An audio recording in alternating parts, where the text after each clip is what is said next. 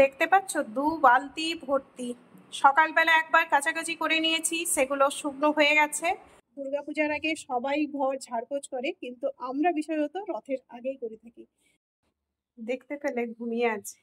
চলো চটপট করে, ও যতক্ষণ ঘুমিয়ে আছে আমি তাড়াতাড়ি করে কাজগুলো গুছিয়ে ফেলি। আজ কিন্তু তোমাদের সামনে একেবারে অন্য সময় এলাম। সাধারণত এই সময়ে তোমাদের কাছ থেকে টাটা গুড নাইট বলে বিদায় নিয়ে ঘুমোতে চলে যাই। জানি ভিডিওগুলো তোমরা অনেকটাই দেরিতে পাচ্ছ, কিন্তু কিছু করার নেই, যেহেতু ছেলের পরীক্ষার কারণেই সমস্ত ভিডিওগুলো লেটে আসছে। সেটা তো তোমাদের আগেই শেয়ার করেছি। রথের পরের দিন থেকেই যেহেতু ছেলের পরীক্ষা শুরু হয়ে যাবে, সেই কারণে আগে ছেলেকে পড়াশোনা করিয়ে সবাই একদম ডিনার কমপ্লিট করে এই মুহূর্তে চলে এসেছি বাড়ির কাজে হাত লাগানোর জন্য। বাড়ির লোক সংখ্যা কম হলেও কাজ কিন্তু কম নেই। আমাদের যেহেতু বাড়ির সামনে রথ, সেই কারণে প্রস্তুতিটা একটু অন্য লেভেলের থাকে বাড়িঘর পরিষ্কার পরিচ্ছন্নের জন্য। দেখতেই পেলে আলনাটা আমি খুব সুন্দরভাবে ঝাড়পোছ করে নিয়েছি। এরপরে ঠিক করে নিচ্ছি কোনগুলো কাচাকুচি করতে হবে বা কোনটা কাঁচা আছে। ছেলে পাশে বসে আছে, ও একটু আমার কাজকর্মগুলো দেখছে, আর মেয়ে কিন্তু এই মুহূর্তে টিভি দেখছে। আমার সমস্ত কাজ কমপ্লিট করা হয়ে গেলে সবাই মিলে কিন্তু এরপরে আমরা ঘুমোতে চলে যাব। আবারও সেই আগের মতো চায়ের কাপ হাতে নিয়ে তোমাদের সঙ্গে মিলে সারাদিনে আরও একটি নতুন দিনে গুড মর্নিং জানিয়ে ওয়েলকাম জানালাম আমার আরও একটি নতুন ভিডিওতে।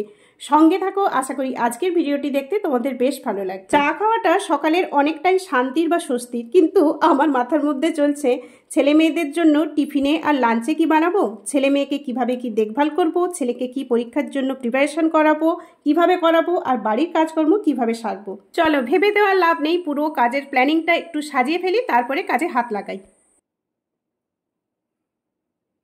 এই সদ্য স্নান সেরে এলাম, মেয়েকে খেতে দিয়ে দিয়েছি, জামা কাপড় এক গাদা কাচাকুচি করলাম, এরপরে পুজো করব, তারপরে জামা কাপড়গুলো সব রোদে মেলবো, আর তারপরে খাওয়া দাওয়া করবো। তো বেশ কয়েকদিন ধরে খুব গরম গরম গরম, মানে মানুষ অতিষ্ঠ হয়ে যাচ্ছিল। আর তারপরে বৃষ্টি দিল স্বস্তি দেওয়ার জন্য, তাতেও মানুষের শান্তি নেই। রোদ চাই রোদ চাই, এরপরে দরকার আবার হচ্ছে বৃষ্টি। মানে এই কয়েকদিন এত রোদ দিয়ে যাচ্ছে, মানে মনে হচ্ছে সেই বৃষ্টি ভালো ছিল। মানে কোনো কিছুতে মানুষের শান্তি নেই।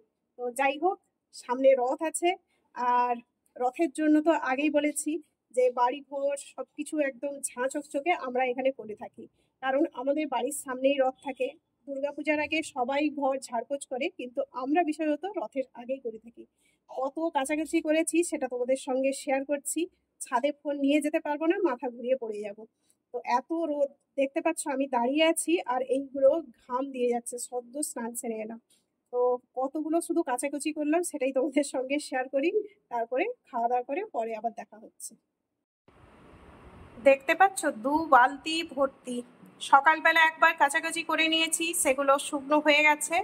এখন এই স্নান সারার পরে কাচাকুচি করলাম, এগুলো এখন বিকেল পর্যন্ত শুকনো হতে থাকবে। চলো কাচাকুচি যখন হয়ে গেছে পরপর এগুলো মিলে দেই, তারপরে আবার তোমাদের সঙ্গে দেখা হচ্ছে।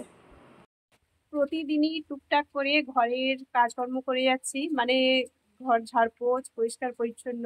যেহেতু আগেই তোমাদেরকে জানিয়েছি যে আমাদের এখানে দুর্গাপুজোর থেকে রথেই মানুষের বেশি আনন্দ, কিন্তু হওয়ার উপায় নেই। কেন বলতো, এই যে বাইরের ওয়েদারটা দেখাচ্ছি, তারপরে রুমের পরিস্থিতি কি হয়ে আছে দেখাচ্ছি। আগে বাইরের ওয়েদারটা কেমন সেটা চলো তোমাদের সঙ্গে শেয়ার করি। দেখতে পাচ্ছ কন্টিনিউ বৃষ্টি হয়ে যাচ্ছে। কাচাকুচি ঝাড়পোছ করে যে পরিষ্কার পরিচ্ছন্ন করব সে আর হচ্ছে না। যাই হোক, কিছু তো আর করার নেই, প্রকৃতির ওপরে কারোর হাত নেই। এবারে চলো রুমের পরিস্থিতি কি হয়ে আছে সেটা তোমাদের সঙ্গে শেয়ার করছি। মেয়েকে খেলতে বসিয়ে প্রতিদিনই ভাবি যে সমস্ত রুমগুলো গোছগাছ করব। এই দেখো ওলট পালট, মানে যাচ্ছে তাই। এটা একদিকে রুম, আরেকটা রুম চলো দেখাচ্ছি। এই যে আরেকটা রুমের অবস্থা। বৃষ্টির ওয়েদার তো স্যাঁতস্যাঁতে ভাব থাকে, সেই কারণে সমস্ত গদি তোষকগুলো একটু রোদ খাইয়ে সুন্দর করে বিছানা পরিষ্কার পরিচ্ছন্ন করে পাতবো, এইভাবেই মোটামুটি প্ল্যানিং হয়েছিল। কিন্তু সমস্ত বৃষ্টি ওয়েদার একদম প্ল্যানিংটাই নষ্ট করে দিয়েছে। এই যে কিছু কিছু জিনিস কাচাকুচি হয়েছে খাটের স্ট্যান্ডে, এই রকম মোটামুটি শুকনো হচ্ছে। চলো চেষ্টা করছি রুমগুলো তাড়াতাড়ি গুছিয়ে ফেলার, তারপরে তোমাদের সঙ্গে শেয়ার করছি যে কেমন থেকে কেমন হলো। চলো। খাওয়া দাওয়া অনেকক্ষণ আগেই কমপ্লিট হয়ে গেছে। রুমের অবস্থাটা দেখালাম কেমন হয়ে আছে। একটুখানি ঘুমোচ্ছিলাম, তারপরে ভাবলাম না চলো রুমটা তো আগে ক্লিন করতে হবে। মেয়েকে এক সাইডে ঘুম পাড়িয়ে এইমাত্র এসেছি রুমটা পরিষ্কার করার জন্য। আর মেয়ে কোথায় ঘুমোচ্ছে একবার চলো দেখাচ্ছি।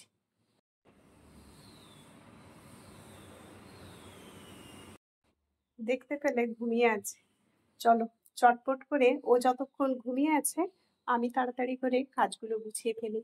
বেশি শব্দ করা যাবে না, চিৎকার চেঁচামেচি করা যাবে না, আস্তে আস্তে টুকটুক করে জিনিসগুলো গুছিয়ে ফেলি। আর তারপরে রুমটা কেমন অবস্থা হয় সেটা তোমাদের সঙ্গে শেয়ার করব। চলো তাহলে আমি কাজে হাত লাগাই। দেখতেই পেলে মেয়ে ঘুমিয়ে আছে, তার ফাঁকেই কিন্তু আমি কাজ করতে চলে এসেছি।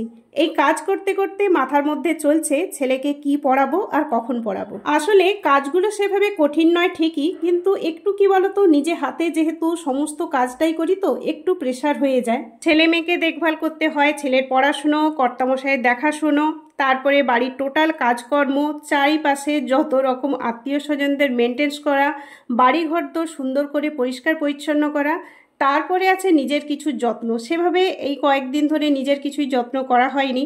অবশ্য শেয়ার করব তোমাদের সঙ্গে নিজের কিছু ট্রিটমেন্ট। আমি যতক্ষণ গোছগাছ করি তোমরা ততক্ষণ কি করবে বলো তো? হ্যাঁ, একদমই ঠিক, সাবস্ক্রাইব করে দিও চ্যানেলটা।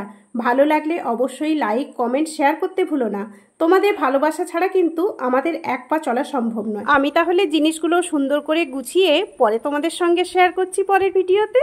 আজকের মতো টাটা, সবাই ভালো থেকো, সুস্থ থেকো, খুব শীঘ্রই আসছি পরের ভিডিও নিয়ে।